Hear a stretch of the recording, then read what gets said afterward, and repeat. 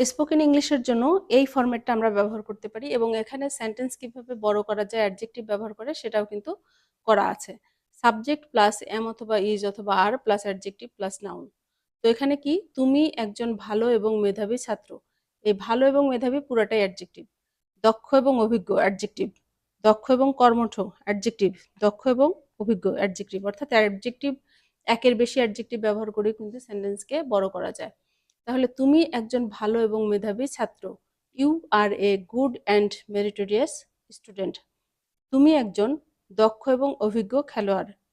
You are an efficient and experienced player. সে একজন দক্ষ এবং কর্মঠ ব্যবসায়ী। He is an efficient and active businessman. আপনি একজন দক্ষ এবং অভিজ্ঞ ইংরেজি শিক্ষক। You are an efficient and experienced English teacher.